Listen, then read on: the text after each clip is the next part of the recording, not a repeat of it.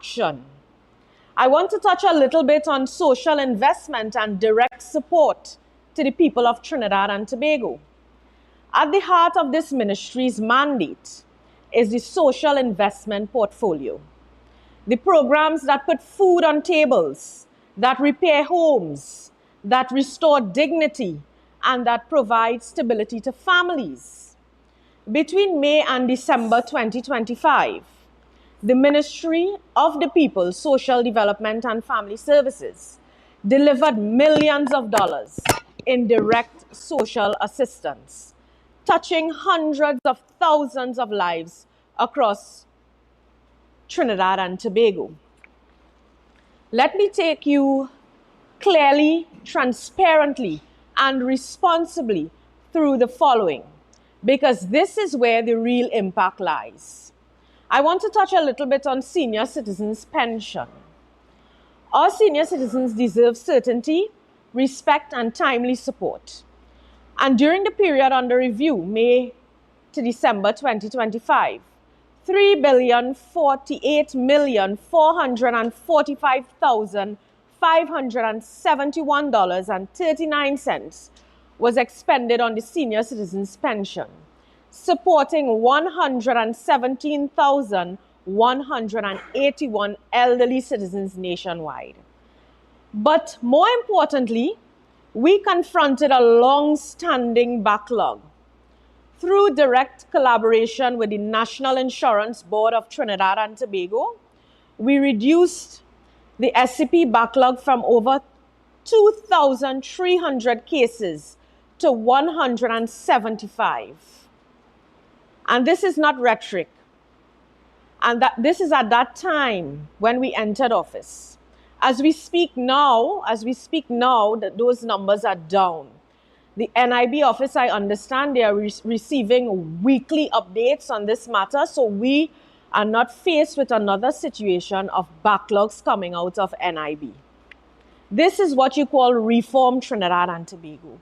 It means shorter wait times, faster approvals, and peace of mind for older persons who have already given a lifetime of service to our nation.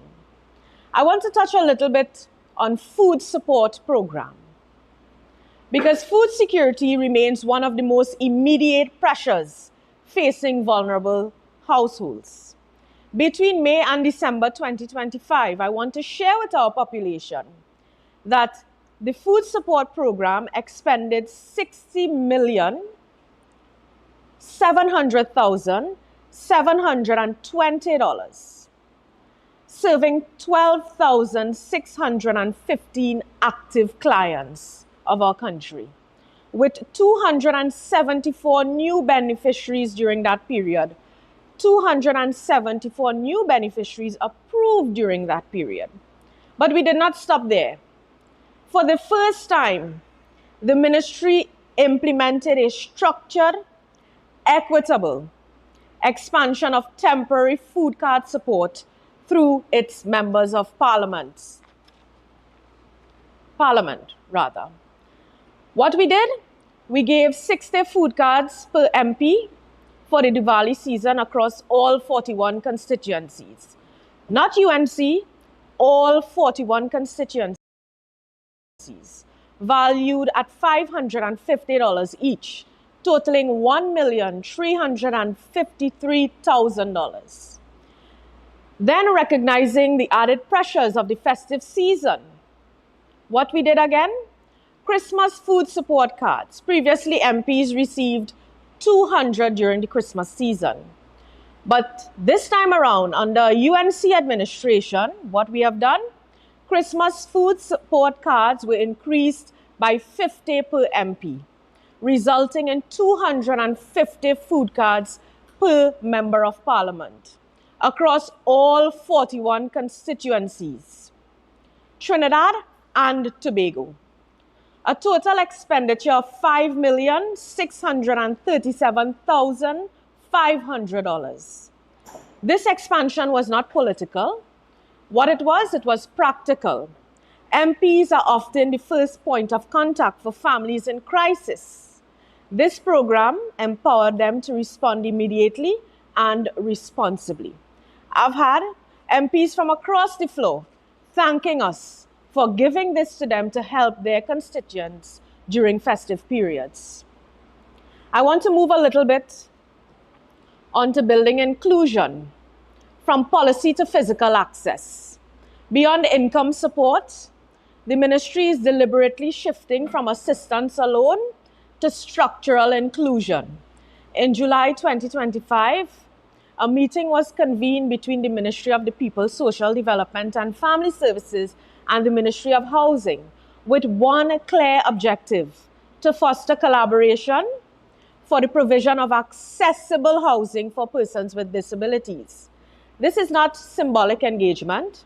It is the foundation for design standards, policy alignment, and delivery mechanisms that will ensure persons with disabilities are no longer retrofitted into spaces, but designed into them from the start. What this initiative will do, it will move into active implementation during this fiscal year, and it represents a critical shift towards independent living, dignity, and full participation into national life. I want to move now a little onto the payment of grants. And I want to debunk the myth that grants are being paid late.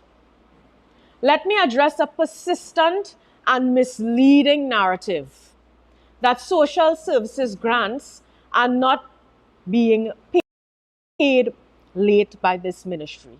This government, we are not paying social services grants late.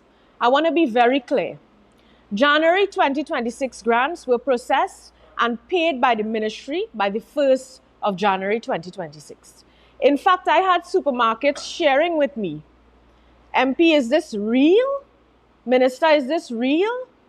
In my very own constituency, when you look at the checks, it's dated 1st January 2026. And then we hear that this government are not paying persons social services grant on time. We have been paying grants on time. We had one little issue with NIB previously, and I can tell you, on the instruction of our Prime Minister, I liaised with our Minister of Finance and I went to the NIB as a matter of emergency to deal with that issue, which was a machine breakdown. It took us time, but we worked assiduously to ensure that we got that part to get persons grant to them. And what we did, we communicated every activity with members of the public.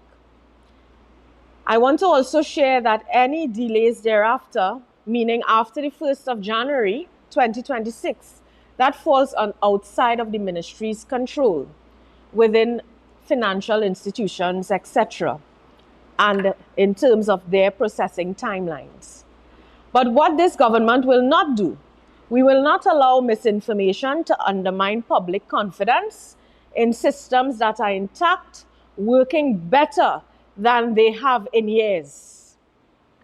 I have also heard members of the opposition, in fact the opposition leader, standing in the parliament saying that the PNM never paid grants late at all, and we have been paying grants late. That is untrue. We have paid our grants on time, and I want to invite members of the opposition to take a look back at Guardian Media and Express and look at how many apologies they had to give to members of the public for paying grants late. I want to move now to the NSDP, our National Social Development Program. The NSDP is where assistance becomes empowerment. During the review period, May 2025 to December 2025, 122 home repair grants were distributed, benefiting 403 household members at a cost of $1,817,007.54. These are not handouts. These are investments in safe, dignified living conditions. I want to touch a little bit on disaster relief. Continuing with the National Social Development Program, NSDP, because it is important to address both performance and perception. Under this administration, several disaster relief grant backlogs under the NSDP were cleared. Processing times have been significantly reduced. Grants are now being approved and disbursed faster, particularly for households affected by natural disasters and emergencies. I want to also thank the media for bringing forward some of these cases to us, because several of them which were brought forward by the media, we have dealt with them already. Between May and December 2025, 789 disaster relief assistance grants were distributed, benefiting 2,573 household members at a cost of $4,954,988.36. This is improvement. This is improvement for our citizens of Trinidad and Tobago. And this improvement is the result of streamlined internal workflows, stronger verification processes, and improved inter-unit coordination. Disaster victims, we have been saying this to them throughout Trinidad over the last 8 months or so when we meet with them, that they should not be forced into secondary hardship by delays. That era is over. And people are embracing, they are happy about this everywhere we go in Trinidad. I want to touch a little bit on the SEED program. Through the SEED program, 66 micro business grants were distributed. So when you hear there are not opportunities for all, we have given 66 micro business grants throughout this country, benefiting 223 household members. A total investment of $872,337.14. This is how we break cycles of dependency, by supporting enterprise, not just survival. So as you're hearing, we are not just giving grants, household repairs, etc. We are giving grants for persons to build themselves, build their businesses, build their families, and build their communities. I want to touch a little bit on the standard means test, the SMT, which before we came into office, people said to us that the means test is one that is mean. I want to touch a little bit on that this morning. One of the most critical reforms on the way under this government is the review of the SMT, the standard means test. Let me share early today that the SMT review is actively in process. We are continuously asking the committee dealing with this for updates. Findings and recommendations are expected shortly, and these will be taken to the cabinet to deliberate on, and of course the population can expect something out of this. What this revision will do, this review will modernize assessments, improve fairness across the board, and ensure assistance reaches those who genuinely qualify based on current socio-economic realities, not outdated formulas. So persons who are asking about the SMT, you can look forward to this coming to you. I know we have been telling people we are reviewing it, hold a little bit. We are continuously asking for updates, and this will be before the cabinet because the Prime Minister is very serious about this SMT review. I want to touch a little bit now on child poverty, data-driven action. The ministry is not guessing its way through poverty reduction. When I entered the ministry, we were working on a national poverty reduction strategy. But we can't move to that if we do not deal with the multidimensional child poverty study. And through this study, stakeholder meetings were conducted both in Trinidad and Tobago. What we've been doing, we've been working with stakeholders across the board to examine the findings and recommendations of the study and to identify service delivery gaps, and to also strengthen coordination across agencies responsible for children and responsible for families.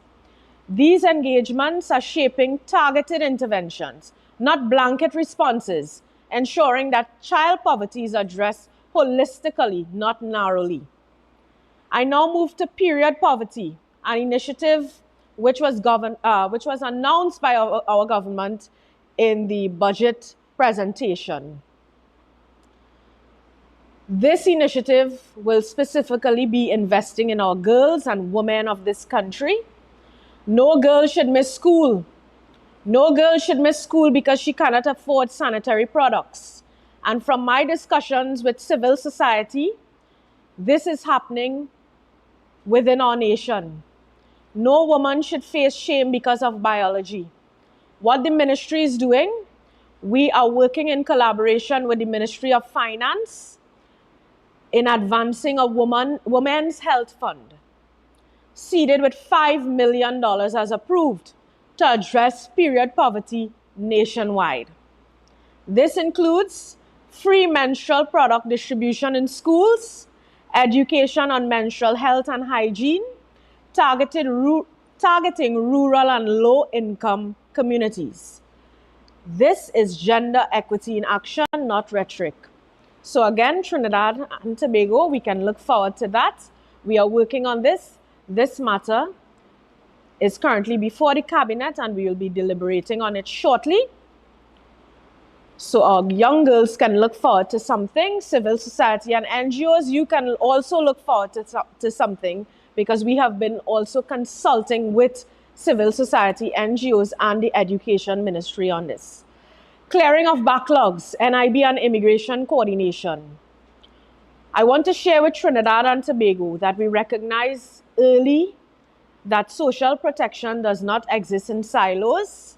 That is why we initiated direct dialogue with NIBTT and immigration to address systematic backlogs affecting beneficiaries. I want to share with members of the public today that we acknowledge that several citizens who would have applied for social services grants have been messaging, commenting. They have been waiting 2 years. They applied for pension, no officer in some instances. They've applied for their grant, no visit from an officer. We acknowledge that. And we know that this is an issue, but it was not an issue created by us. But as I said in the beginning, we will not approach things with excuses. We will approach it with action, and that is what we have been doing. A formal mechanism is being developed. So those of you who are waiting, just give me a little time. A formal mechanism is being developed to deal with this as quickly as possible, to streamline verification, approvals, and data sharing. You will breathe a sigh of relief shortly. I cannot understand, we cannot understand how some of these offices, most of these offices, social services centers, have been left to deteriorate like this, with some areas, persons who applied will know, some areas being left without an officer for years. And persons have applied just waiting there for a visit or deliberation on their files. So we are working to fix this system. It will be fixed. We are reading your comments. We are listening to you. Most of our MP offices are facing this issue at this point in time. I want to also share today about an inclusive sporting future. In September 2025, our cabinet approved the design and construction of an inclusive sporting arena to complement and expand the services of the National Therapeutic and Resource Center for Persons with Disabilities at Carsonfield, Chaguanas. This facility will not be an afterthought. It will be purpose-built, designed to support physical rehabilitation, adaptive sports, therapeutic reaction, and inclusive community engagement. And I'm sure a lot of citizens would agree with me, because if we look throughout our country and we look for a sporting arena for persons with disabilities, you don't see any of that. So we have taken up this challenge and mandate, and we will deliver to the people of Trinidad and Tobago. What we will do during fiscal 26 is collaborate with multiple technical and sectoral partners to advance design and construction. I want to touch a little bit on the NTRC, the National Therapeutic and Resource Center, which I see was opened in April of last year, and nothing was taking place there. I am pleased today to report that the NTRC for persons with disabilities has officially commenced preliminary operations in December 2025 with the Ministry of Health. We will be working with our counterparts at the Ministry of Health to ensure that the staffing, equipment, calibration, and inter-agency referral protocols are finalized to ensure safe, high-quality care as the doors to this much-awaited facility are opened to the deserving clients. We will be also visiting there on Wednesday of this week to ensure that all are up and running, myself and the Minister of Health and our teams.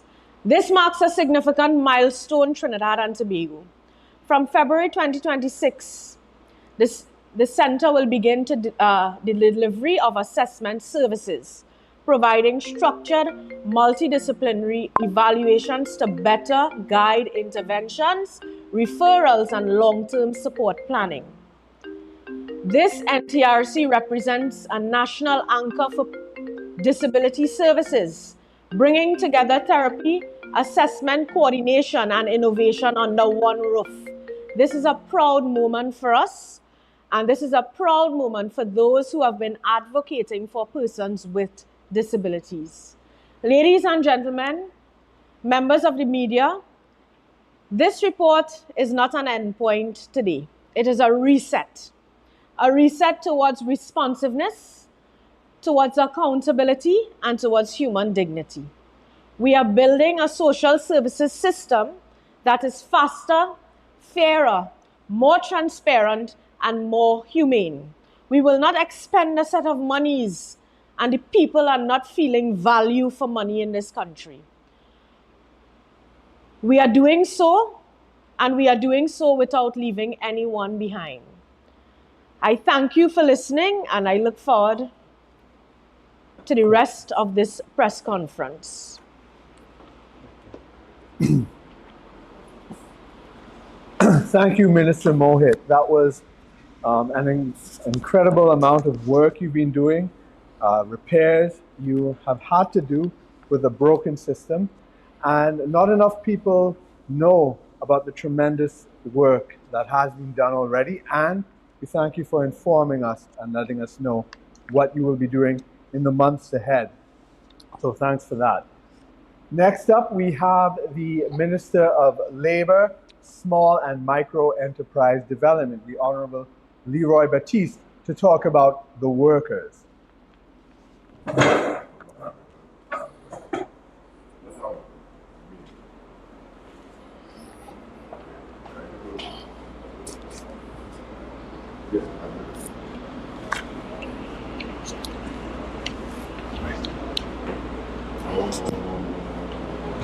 Good morning to the media. Right, good morning to the population. I'm in a celebratory mood because this morning, I have, I think, some good news as it relates to the circumstances of workers in this country. As we all know by now, this government would have met a financially dire state of affairs, and there are those who probably would have formed the view that given the dire financial state of affairs in this country, that this government would have by now surrendered and would have said that, hey, those promises made cannot be kept. Sometimes you get the impression that there are those just waiting for us to surrender based on the dire financial state of affairs that as a government we would have met when we came into governance of this country. Yes, the treasury was all but empty. Notwithstanding that, this government has been steadfast in respect to its workers' agenda. We all know by now, among the promises that would have been made and the promises kept, including among them the rejection of the 4%, including among them the offering of the 10%, including among them bringing an end to TTRA, including among them the restoration of collective bargaining to resolve negotiation, including among them the preservation of cost of living allowance in the negotiating framework. And colleagues, members of the public, those things would have impacted thousands of lives and improved the standard of living of thousands of workers, and will continue to improve the standard of living for thousands of workers. This morning, to add to that, there's a particular commitment that has been made by this government that we have, in fact, been working on. That is the modernization of labor legislation. I say I'm in a celebratory mood because I'm happy to announce that the government has approved the amendment of 2 pieces of legislation that will, in no uncertain terms, impact favorably the lives of our workers. Namely, 1, the Maternity Protection Act, number 4 of 1998, and 2, the Retrenchment and Severance Benefit Act, number 32 of 1985. I start with the Maternities Protection Act. The government would have recognized certain gaps, lacunas in the act, and by way of policy would have agreed to amend the pieces of legislation to address those gaps. I assure you these right now, Cabinet has approved, and it's now before the Attorneys General to draft the amendments to the legislation. What are the gaps we are talking about? In respect to the Maternity Protection Act, finally, that act will now treat with an issue that has bothered the workforce and workers over the years, the issue of paternity leave. Paternity leave, the right of fathers, biological fathers, and adoptive parents to leave when we have a situation of a mother delivering a baby. That, colleagues, will be addressed. And I want to stress, not just the biological fathers, but also for adoptive parents. Yes? Moreover,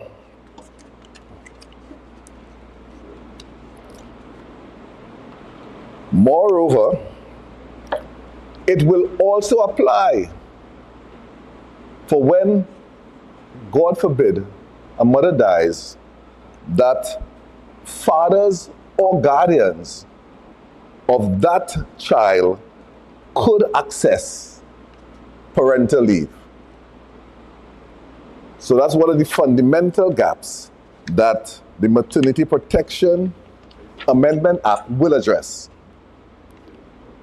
We also have, for the very first time in statute, it will include breastfeeding breaks.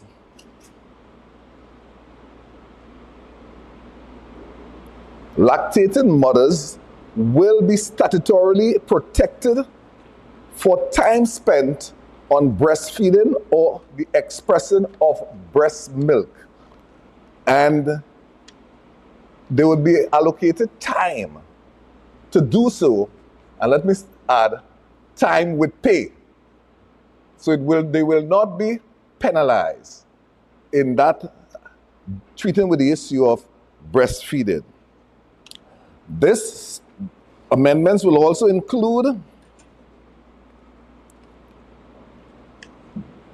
anti-discrimination. And that is to say, the legislation will introduce explicit provisions prohibiting termination, demotion, reduced pay, or loss of opportunities due to pregnancy, maternity, paternity, parental leave, or breastfeeding breaks. And it will prohibit pregnancy testing for job applicants or employees. Moreover, it will treat with a guarantee to the same job with same pay, same job opportunities, terms and conditions after maternity, paternity, or parental leave. And above all else, if at all there is any kind of discrimination, it places the burden of proof on the employer where a worker would bring a discrimination case against any employer. And it will also seek to introduce appropriate fines to be made by the industrial court if employers breach this section.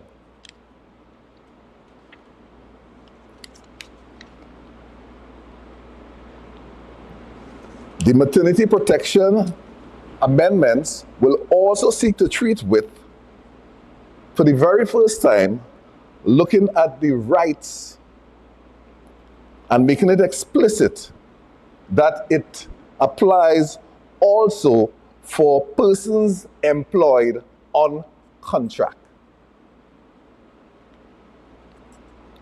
So the person employed on contract guarantee their job, and that cannot be a basis for being not re-employed.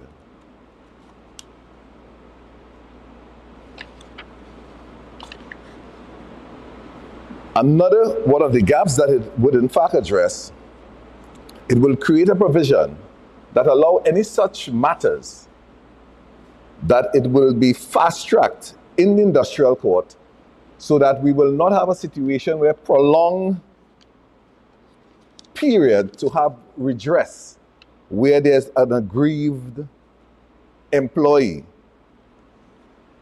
resulting from their rights being violated.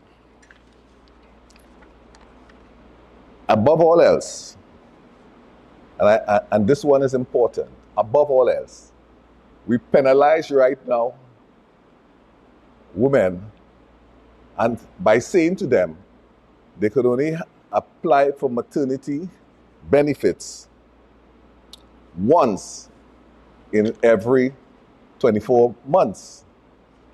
That will be no more.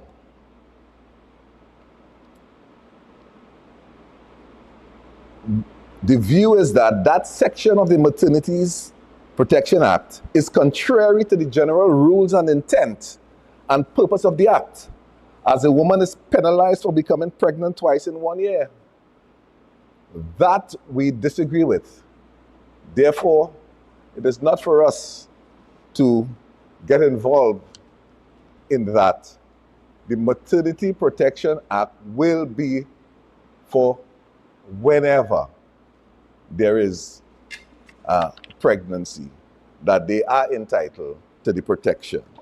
So that act will in fact make a serious impact upon not only our women folk, but our fathers, our adoptive parents. What the government is seeking to do is to modernize and to have this act align with what is understood to be the contemporary practice around the world, and also the ILO Convention in respect to maternity leave and maternity protection leave. We are also dealing with the next piece of legislation is the Retrenchment and Severance Benefit Act, number 32, again, of 1985. This act again impacts workers in a very significant way. And the government has taken the decision to treat with the gaps that have been exploited by employers to the disadvantage of workers. Among the gaps identified would have been the definition of redundancy. Redundancy is deemed to be essentially surplus labor only. And therefore, an employer could have easily avoided any obligation to workers by, if they cry insolvency, if they discontinue operations, if they close their doors, any number of these type of activities would have rendered the worker without any recourse under the Retrenchment and Severance Benefit Act. That definition will be redefined to include insolvency, to include receivership, and a number of other reasons why you might have some discontinuation of operations. And notwithstanding the discontinuation, the worker will in fact have the rights for severance benefit under the Retrenchment and Severance Benefit Act. Moreover, the government is, again, committed to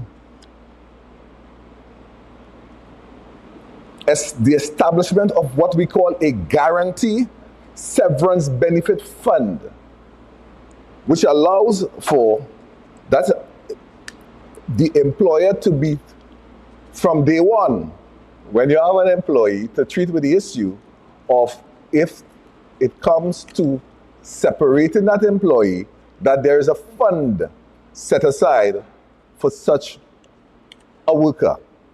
And therefore, the establishment of a guaranteed severance benefit fund aligned with ILO Convention 173 is one of the things that will be addressed with the amendment to the Retrenchment and Severance Benefit Act. Another gap in the current legislation is, as people probably are aware of, you have to be 5 workers or more before you even become eligible for the RSBA to have any kind of significance to the worker. So an employer simply could have sent home 4 workers at a time and avoided any obligation under the RSBA. That gap will be closed. In other words, if you are sending home 1 worker, the terms of the RSBA applies to you. The procedure applies to the worker, and therefore, it allows that any worker being retrenched at all, that they are entitled to benefits under the RSBA. A next interesting lacuna in the law that has been exploited by employers would have been the issue of layoff, what they call temporary layoff. Therefore, rather than retrench a worker, you could have simply subject the worker to temporary layoff for however long you choose. And before long, the worker will have to find something else to do. And it sounds like the worker left their job rather than the worker being retrenched. That, again, is one of the gaps in the legislation that would have been exploited to the disadvantage of workers. This amendment in the RSBA will seek to close that gap. It will, in fact, make that even a temporary layoff will be subject to a procedure, and it will also seek to create an entitlement under the RSBA once the temporary layoff is in excess of 90 days. In other words, the worker could say, hey, this look like I'm effectively retrenched, and therefore seek benefits under the RSBA.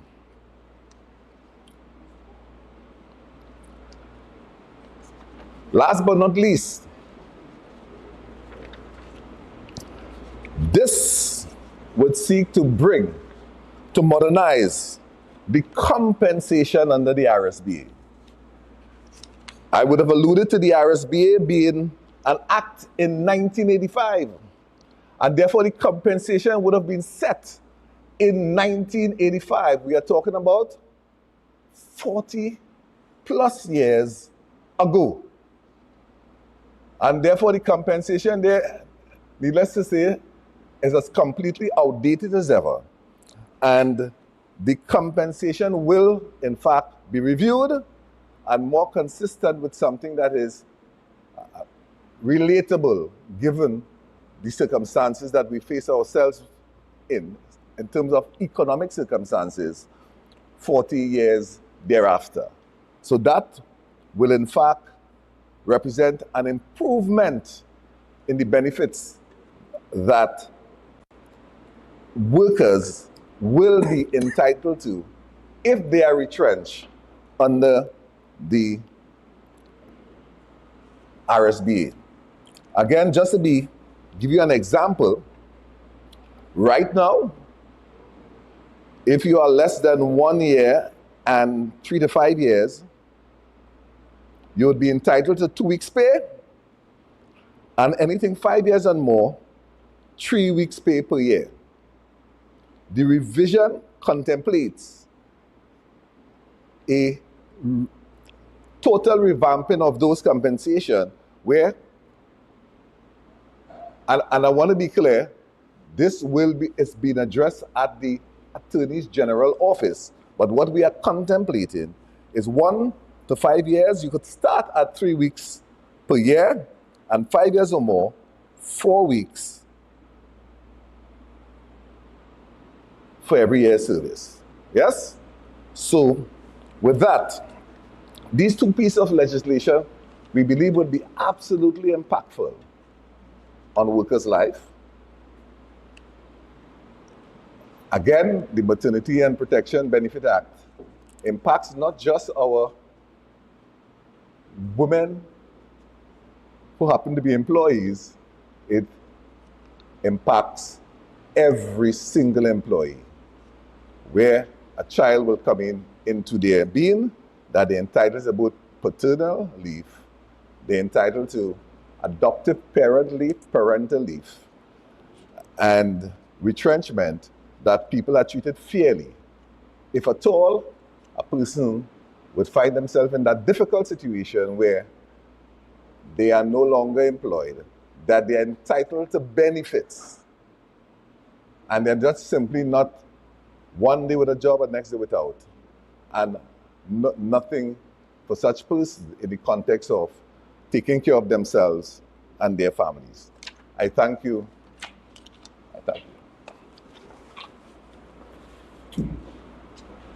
Thank you very much, Minister, the Honorable Leroy Baptiste. That is really an incredible array of legislation that you've already implemented and plan to implement. I see you have a workers' agenda there with the 20 items. I think it would be good for you to show the media all the items that we've already done when you come up for questions. Because right now, we are opening the floor to the media for questions to both Ministers Mohit and Baptiste. So I would invite both ministers to come to the podium to take questions.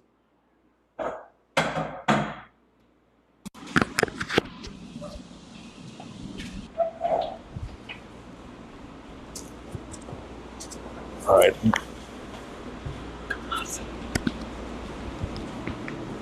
Do we have any questions from the media? All right. If you could please announce your name and media house. Good morning, Ministers Jesse Ramdev, CNC3 News. Minister Mohit, I know based on your articulation, you indicated that millions would have been spent on the delivery of social services for a particular period ending 2025. Do you have the exact number and perhaps the amount of persons who would have benefited from those deliverables?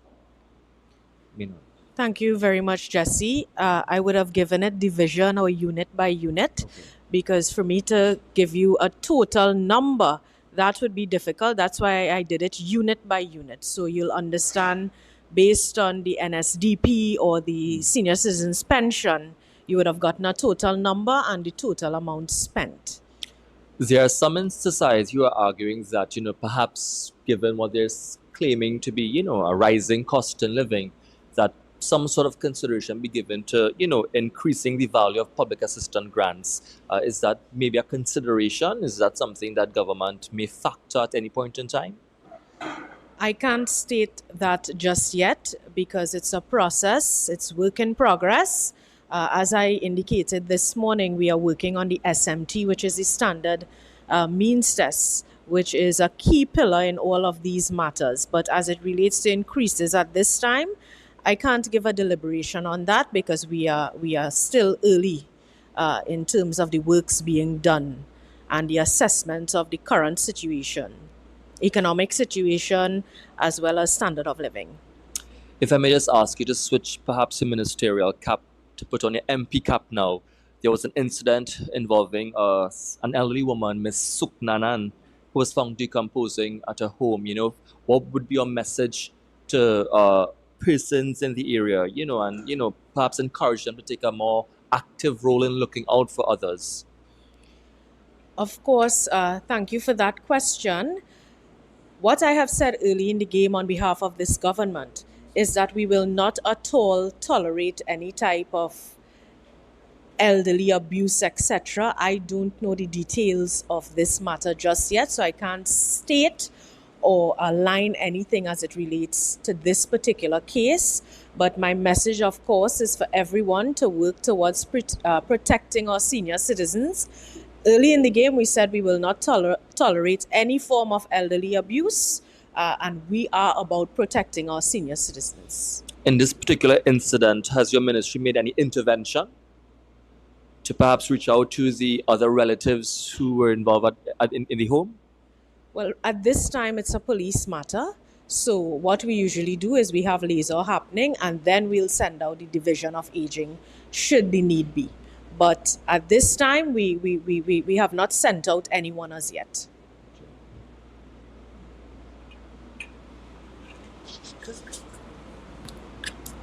Good morning, Rhonda Dowlat, Penpoint Solutions Limited. This question is directed to Minister Mohit. With regards to people who have applied for their pensions, you mentioned something about it's not your fault that these applications are not being processed, but can you give statistics, if any, pertaining to how many officers were absent in respective offices in the past and how many applications are outstanding? What I can assure you is we've been collating that in terms of the outstanding cases, and it's a couple thousands. I will give the final figure in the coming week when we are rolling out the measure which was explained earlier. I can tell you, I don't have the exact figure with me now, but I do have it. And it's across the board. It's at every office. But we will fix it. As I said, it's something that we inherited, but we are not going to give excuses on it. We are going to give solutions to ensure that the vulnerable population is taken care of.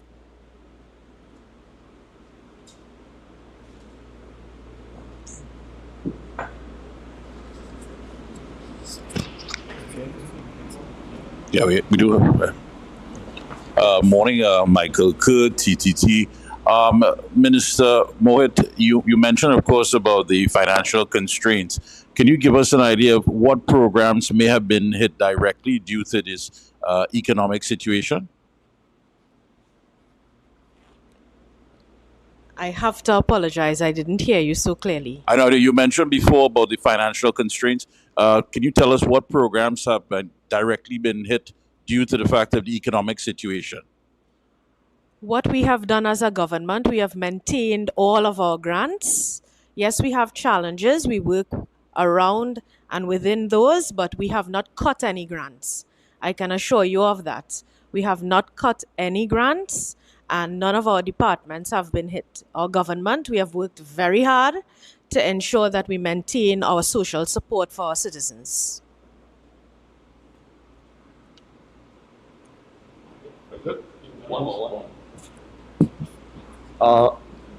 Minister Batiste, you would have spoken about the Retention and Severance Benefit Act and articulated a number of points regarding that. But I'd also like to get perhaps your position, on the recent decision taken by executives and management to close Newsday, and workers there will be on the red line, of course. Just perhaps your thoughts on that as well. Well, I don't know how much it's cast in concrete, but assuming it's cast in concrete, of course, my heart goes out to anyone who would have lost a job or is intending to facing the breadline. And the one thing that we want to ensure is if something like that happens, that we offer maximum a cushion that allows them to transition into some other gainful employment. And hence, the Retrenchment and Severance Benefit Act and the need to treat with that with some level of urgency, because the compensation is outdated. The procedure leaves a lot of persons unrepresented if they are faced with being on the breadline. That is what the intent there, to treat with that and to close that gap, that people can get the maximum level of support if they are faced with being without a job. So once approved these amendments, how soon can we make it to Parliament? Well, it's right now in the AG's office, and we expect that he operates pretty quickly.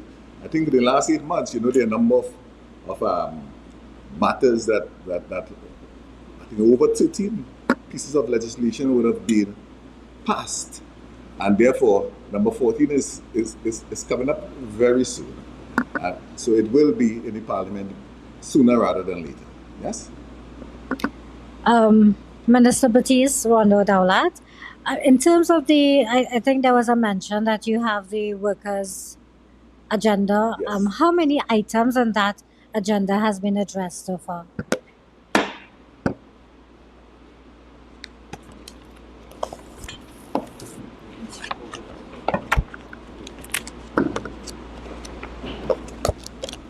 I want to start by saying, whatever the financial circumstances that this government would have met, I assure you, it may slow us down, but it will not stop us from achieving what we have set out here as deliverables on behalf of the workers and the people of Trinidad and Tobago. But there are a number of them. It's about 20 commitments given thus far, and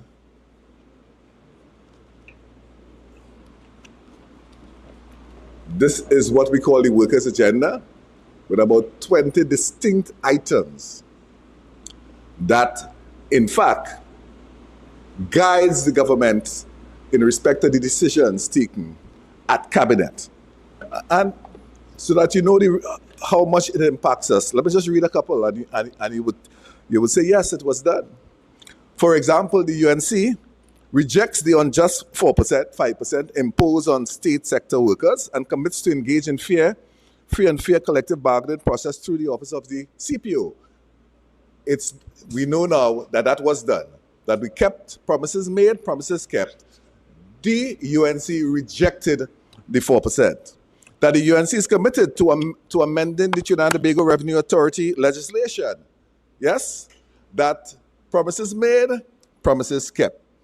That the UNC would act urgently to use free and fair collective bargaining process to resolve settlement of negotiations. You see, again, it wasn't a matter of an offer and you take it or leave it. It was that back around the negotiating tables is where things are settled and where things are going to be settled in the future. A big one, the UNC is committed to preserving the cost of living allowance for workers where it presently exists. Again, promises made, promises kept. That would have been achieved. There are a number of other things that are in process, among them being the UNC will modernize all labor legislation that we are in the process. We have, in fact, met with the unions continuously. We have been meeting with the union representative bodies, JTAM and NATUC, and the ECA, the Employer Consultative Association, and engaging in the review of all the legislation. One of the promises that stood out, because it took a particular significance, would have been an agreement. The UNC commits to the holistic review and modernization of the Industrial Relations Act. That is a work very soon. You would be here, it being announced as going to, it's before the cabinet. Let me just say going. It's before the cabinet. It's been reviewed by cabinet. And therefore, very soon, that will be coming up for amendment and in the possession of the parliament. So, we are, and in fact, the UNC is committed to creating a living wage. We have full review of that. That is, again, a process that will be soon before the cabinet. And each and every one's, how much I counted there? I don't know how much I read it, but a significant amount of achievement thus far. Please know that we are only 8 months into governance. Yes? And we intend to keep each and every one of our promises. Thank you. Well, thank you very much, Minister. Both Minister Batiste and Minister Mohit. I'd also like to thank the members of the media for their questions and viewers from Trinidad and Tobago, the region, America, Canada, Ghana, Nigeria, India, all around the world and further afield. Thank you very much for tuning in. Your UNC government continues to work for you to ensure that everybody wins. Thank you very much and have a great Sunday.